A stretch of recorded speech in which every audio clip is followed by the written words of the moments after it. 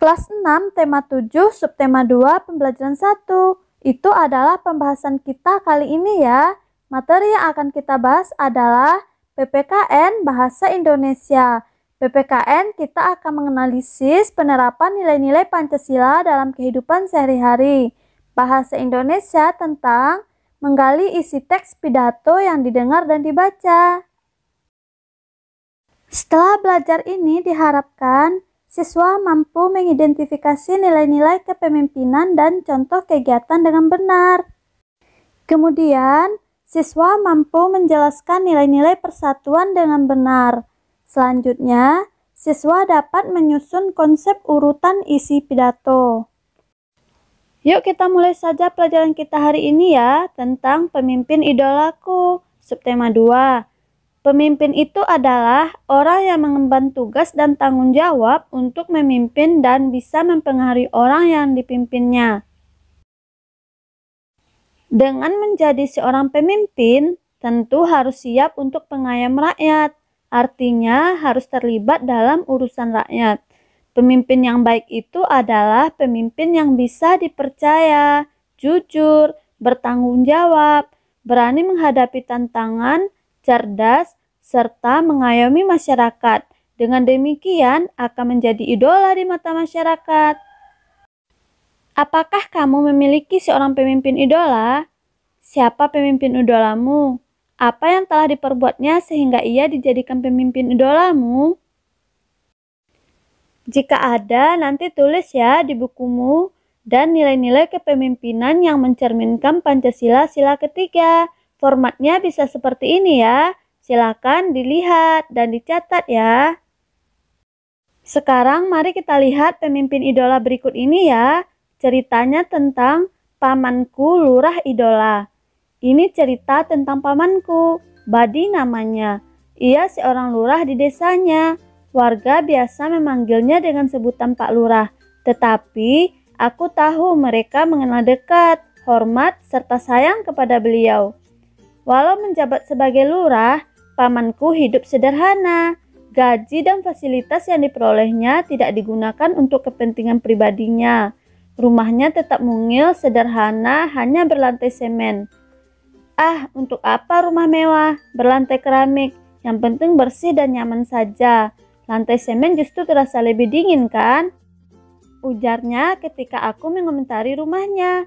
Ternyata dari cerita bibi aku tahu. Paman menyisihkan gajinya justru untuk meningkatkan kesejahteraan warganya. Dibangunnya balai belajar sederhana untuk tempat warga belajar membaca. Paman ingin warganya maju. Ia ingin warganya melek informasi. Membaca merupakan salah satu cara untuk membuka pintu informasi. Bergantian dengan bibi di sore hari, paman mengajar membaca di balai belajar. Ia sabar dan penuh canda. Sehingga warga tak sungkan belajar dengannya. Kadang warga seperti lupa bahwa sang guru adalah lurah pejabat pemerintahan desa. Paman sedikit demi sedikit juga menyediakan berbagai buku di balai belajar. Berbagai buku disediakan seperti buku bercocok tanam, pemeliharaan hewan, atau buku pengetahuan umum tersedia di sana. Ia selalu menyisihkan sebagian gajinya untuk membeli buku di pasar buku bekas. Bukan hanya memikirkan kesejahteraan warganya, pamanku juga selalu bermusyawarah dengan warga sebelum menentukan kebijakan. Aku ingat pernah sekali waktu sekelompok investor datang menemui paman, mereka ingin membangun toko swalayan di desa. Sebagai lurah, paman dapat saja langsung menyetujui, tetapi paman justru mengumpulkan warga untuk berdiskusi. Dikemukakannya dampak positif dan negatif jika ada toko swalayan di desa mereka. Sebagian besar warga tidak setuju karena khawatir akan mengalahkan usaha kecil warga. Warung dan pasar tradisional akan tersaingi. Tanpa ragu, paman pun menolak rencana pembangunan toko swalayan tersebut. Aku yakin banyak warga yang ingin dipimpin oleh lurah seperti Pak Badi, pamanku. Seorang pemimpin yang memilih untuk tidak menjulang tinggi di tengah kesederhanaan warganya. Seorang pemimpin yang memilih untuk berjuang maju bersama warganya. Setelah kita membaca teks tentang pamanku lurah idola, Di sana terdapat beberapa pengamalan sila ketiga Pancasila, yaitu sila Persatuan Indonesia sila ketiga.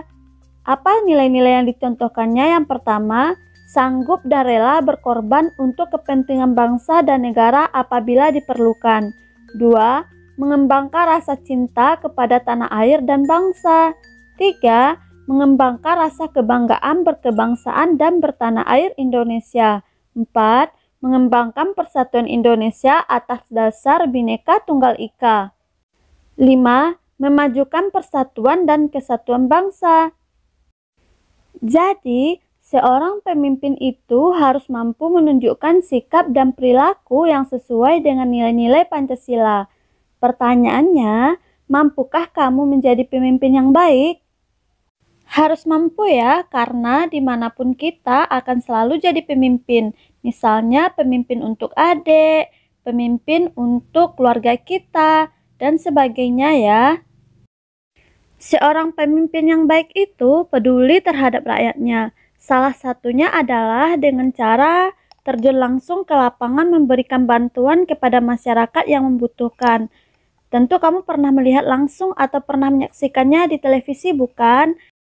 Iya, kita sering lihat di televisi serta kita juga bisa lihat dalam kehidupan kita sehari-hari seorang pemimpin yang terjun langsung membantu rakyatnya. Biasanya mereka setelah mengunjungi itu, mereka ada kegiatan salah satunya dengan cara berpidato di depan masyarakat. Masih ingatkah kamu informasi yang dimuat dalam teks pidato? Jika kamu lupa, yuk kita ulangi lagi. Teks pidato harus memuat, pertama itu adalah salam pembuka. Biasanya salam pembuka ini berisi kalimat sapaan seperti selamat pagi, selamat siang, salam sejahtera, selamat malam, dan sebagainya ya. Kedua, biasanya berisi pendahuluan. Pendahuluan ini biasanya memaparkan topik permasalahan yang akan dibahas. Ketiga, inti. Inti ini berisi pembahasan topik secara lengkap. Biasanya berisi kalimat ajakan atau bujukan. Ini digunakan untuk mengajak pendengar melakukan kegiatan yang diharapkan. Yang keempat, keterangan lengkap tentang topik disampaikan secara rinci. Berarti ini penyampaiannya lebih lengkap lagi ya. Kelima, baru penutup. Penutup ini biasanya berisi rangkuman atau intisari topik yang telah disampaikan.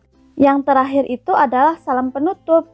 Biasanya berisi kalimat tentang ucapan terima kasih. Nah, untuk pidato, contoh dari teks pidato, silahkan kita tunggu pelajaran berikutnya ya. Terima kasih.